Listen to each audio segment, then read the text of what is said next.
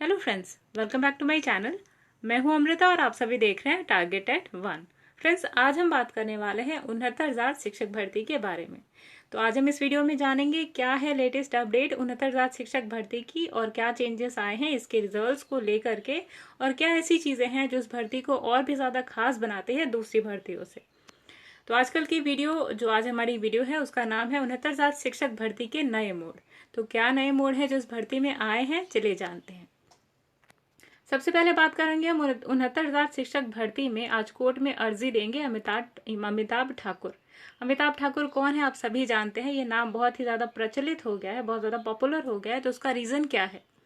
Amitabh Thakur sir एक IPS officer हैं और अपनी ड्यूटी को उन्होंने पूरी निष्ठा के साथ में निभाया। एक आईपीएस ऑफिसर की ड्यूटी होती है इस देश में जितनी भी अराजकता या फिर जितने भी धोखे हो रहे हैं, स्कैम्स हो रहे हैं, उनके अगेंस्ट में खड़े होना।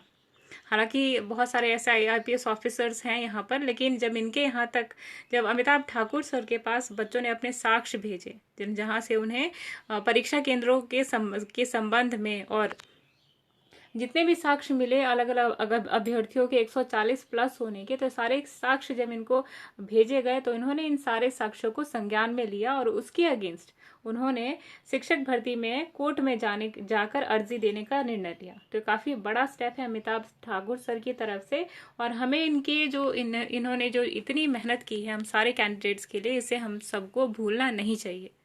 हालांकि कई सारे ऐसे नेता हैं जो सामने आ रहे हैं, ऑफिसर्स हैं जो सामने आ रहे हैं, पर सबसे बड़ा जो रोल यहाँ पे प्ले किया है वो अमिताभ ठाकुर सर ने किया है। तो जिस तरीके से अब आप इसको इस तरीके से ले सकते हैं कि अपनी अपनी ड्यूटी को भी कई लोग ठीक तरीके से नहीं निभा रहे हैं, लेकिन अमिताभ सर अभी भी जो 69,000 शिक्षक भर्ती के अभ्यर्थी हैं उनको लेकर न्याय दिलाने के लिए कितने तत्पर हैं आप सभी देख सकते हैं। तो जाने क्या है इस खबर में कुछ खास। तो आईपीएस अफसर अमिताभ ठाकुर सर ने बुधवार को 69,000 शिक्षक भर्ती के परिणाम के संबंध में जो गंभीर तथ्य आए हैं उनको मद्देनजर रखते हुए अधीनस्थ न्यायालय में जाकर प्रयागराज के समक्ष प्रार्थना पत्र प्रस्तुत किया।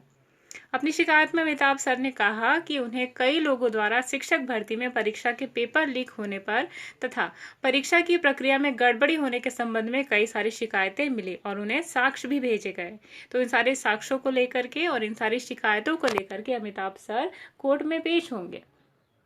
तो सबसे पहली खबर आप सभी कैंडिडेट्स के लिए ये थी, जितने भी अभ्यर्थी ये कह रहे थे कि परीक्षा में गड़बड़ी हुई है, बहुत बड़ा स्कैम हुआ है, तो उन सभी के लिए खुशखबरी, क्योंकि अब आपकी जो शिकायतें थी वो इतने कर्तव्य पूर्ण इंसान के पास पहुंच गई हैं, जो कि आपकी शिकायतों को जिन्होंने संज्ञान में लिया है और आपको पूरी उम्मीद दिलाएंगे न्याय दिलाने की और पूरी कोशिश में भी लगे हुए हैं। तो ये अब आप सभी के लिए बहुत ही ज्यादा इंपॉर्टेंट खबर थी। दूसरी खबर आपकी यह है कि प्रयागराज में कई सारे सेंटर्स की होगी परीक्षा रद्द। ये हम नहीं कह रहे गाइज, ये आपकी न्यूज में आर्टिकल है और कई सारे टीवी न्यूज में भी दिखाया जा रहा है। तो आखिर बात क्या है और क्यों होंगी कई सारे सेंटरों की परीक्षाएं रद्द? तो बात यह है कि 69,000 शिक्षक भर्ती में लिखित परीक्षा में प्रयागराज जिले के कुछ परीक्षा केंद्रों में बड़ी संख्या में अभ्यर्थी चयनित हुए, जबकि परीक्षा जिले में 105 केंद्र ही रखे गए थे। और दरअसल जो परीक्षा केंद्र थे उनका निर्धारण में जमकर मनमानी हुई, यानी कि ऐसे कॉलेज में रखा गया परीक्षा का सेंटर जहां पे नकल के लिए वो सेंटर कुख्यात था। तो इन सब चीजों को भी यहाँ पे ध्यान देने वाली बात है कि जो जगह नकल कराने के लिए कुख्यात है, ऐसी जगह पे सेंटर क्यों रखा गया, और रखा भी गया तो वहां पे क्यों नहीं पूरी तरीके से व्यवस्था करवाई गई पेपर को ईमानदारी से करवाने की। कई सारे सीसीटीवी फुटेजेस भी होते हैं, तो सीसीटीवी फुटेज भी तो आपके अकॉर्डिंग ही चलेगा ना। आप उसको एक डायरेक्शन लगाओगे तो उसी डायरेक्शन का वो वीडियो बनाएगा, दूसरे डायरेक्शन में लगाएंगे दूसरे डायरेक्शन का बनाएगा। तो इन सारी चीजों को ध्यान में रखकर ही जमकर मनमानी की गई है इस भर्ती में। तो कई सारे ऐसे सेंटर पकड़े गए जहां पर एक ही रूम में बैठे हुए कई सारे अभ्यर्थी थे जो लगातार पास थे और 120 के ऊपर थे। तो ये सारी चीजें हैं कहीं ना कहीं आपके मन में क्वेश्चन पैदा करेंगी कि एक रूम के सारे बच्चे कैसे चयनित हो गए। चलिए एक रूम के हो गए, पर सेकंड वाला जो रूम है उसमें भी 120 सबके। तो ये चीजें कहीं ना कहीं माइंड में क्वेश्चन पैदा करती हैं और इन सब चीजों को ध्यान में भी देना चाहिए। अब भाई वो क्या करे, जिसको आपने पैसे दे रखे हैं वो तो आपको पास करवाएगा ही ना। अगर वो कहेगा कि ठीक है आपको 92 नंबर दिलवा के हम पास करवा देंगे ओबीसी कैंडिडेट को, तो आप कहेंगे कि भाई वो भी तो उतना ही पैसा दे रहा है, और हम भी इतना ही दे रहे हैं, तो फिर आप हमें कम नंबर क्यों दिलवाएंगे? तो उनकी भी अपनी प्रॉब्लम है। फिलहाल ये तो कॉमेडी का हो गया बात। अब यहाँ पर जो ध्यान देने वाली बात यह है कि जब परीक्षा में बहुत सारी गड़बड़ी हुई, तो ये जो साक्ष्य है, यानी कि ये जो परीक्षा को लेकर के, यानी कि इतने रूम में इतने अभ्यर्थी पास हुए, ये सेंटर उसमें शामिल था, ये पूरे तरीके से वायरल हो चुकी है सोशल मीडिया पे। लेकिन अभी तक किसी भी जिम्मेदार अफसर ने इसका संज्ञान नहीं लिया था, लेकिन अब लिया है अमिताभ ठाकुर सर ने, और उन्होंने कमान संभाल ली है 69,000 शिक्षक भर्ती के अभ्यर्थियों को न्याय दिलाने की। तो देखिए क्या है इससे रिलेटेड खबर, ये आपको जो दिखाई दे रहे हैं ये आपको सोशल मीडिया पे इजीली नजर आ जाएंगे, हमारे द्वारा बनाई गई नहीं है।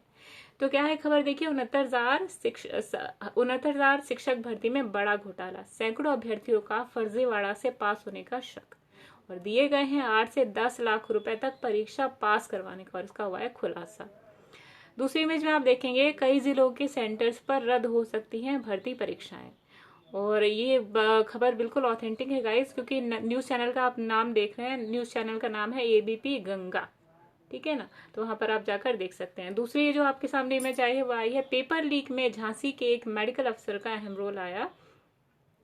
और दूसरी चीज है गाइस, पर्चा लीक कराने में बीजेपी नेता का भी नाम है। तो ये आपने देखा होगा, कौन है बीजेपी नेता यहाँ पे बताना सूटेबल नहीं है, आप लोग खुद समझदार हैं और सोशल मीडिया पे इजीली देख सकते हैं, ठीक है ना।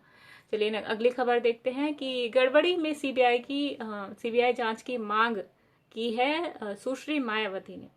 तो ये खबर आपकी लखनऊ से निकल कर आ रही है कि बीजेपी बसपा सुप्रीमो यानी कि बहुजन समाज पार्टी की सुप्रीमो मायावती ने 69,000 शिक्षकों की भर्ती में गड़बड़ी की सीबीआई की जांच की मांग की है। उन्होंने कहा है कि भर्ती में बड़े पैमाने पर गड़बड़ी, धांधली व भ्रष्टाचार के संबंध में रोज नए खुलासे हो रहे हैं, और अब यह मामला काफी गंभीर हो चुका है और इसकी सीबीआई जांच करानी चाहिए। और मायावती ने मंगलवार को ट्वीट कर प्राइमरी स्कूलों में शिक्षकों की भर्ती पर सवालिया निशान लगाया, और उन्होंने कहा है कि सभी दलों को देश हित में सोचना चाहिए। तो बहुत अच्छी अपील करी है सुश्री मायावती जी ने, हम सभी को इनका आभार मानना चाहिए कि उन्होंने सीबीआई जांच की मांग की है।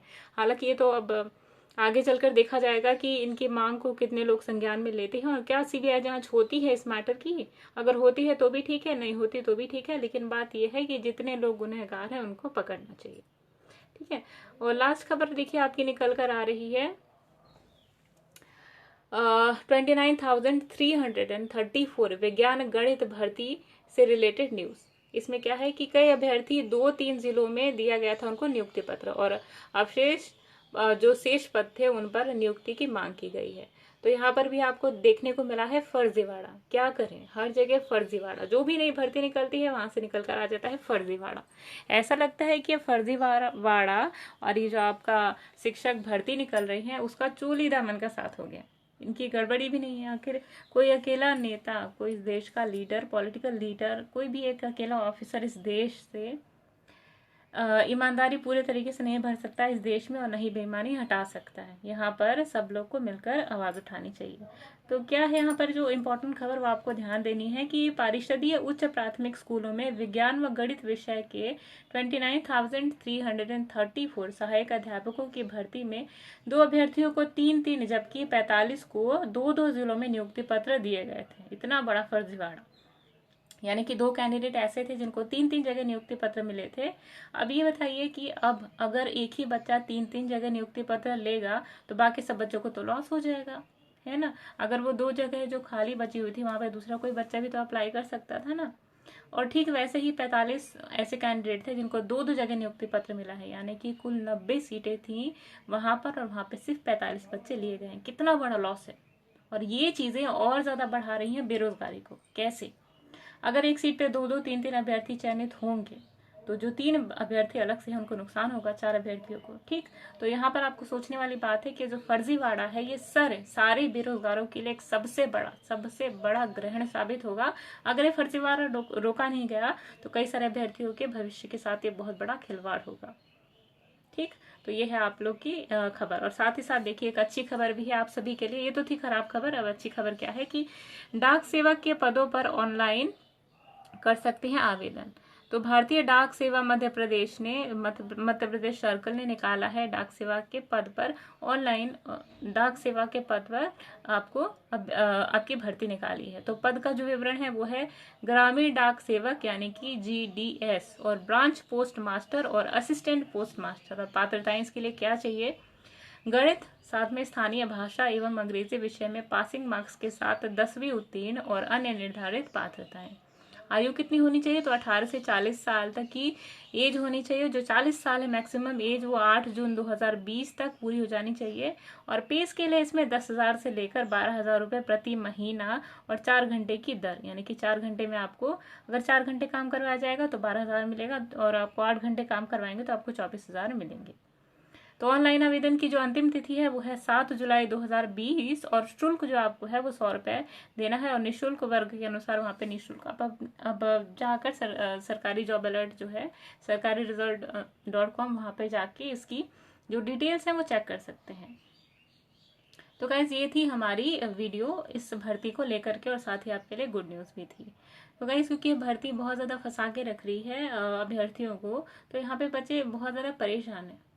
जब भर्ती एक लेवल तक पहुंच जाती है, जब बच्चों को उम्मीद होता है कि अब हमारी बेरोजगारी दूर होगी, हमारे सर से बेरोजगार होने का जो ताज है वो हटेगा, कहीं ना कहीं बच्चों के अंदर एक उम्मीद जगती है। पर जब भी कोई केस हाई कोर्ट में, सुप्रीम कोर्ट में फंसता है तो कई सारे ऐसे अभ्यर्थी हैं जिनकी आशाएं के साथ साथ उनकी जीवन जीने की जो उम्मीद है वो भी खत्म हो जाती है। तो इन सब फर्जीवाड़ों को रोकने का बहुत अच्छा कदम और बहुत अच्छा बीड़ा उठाया है उन सारे अभ्यर्थियों ने जो चयनित तो नहीं है पर देश के हित के लिए कितना बड़ा काम कर रहे हैं।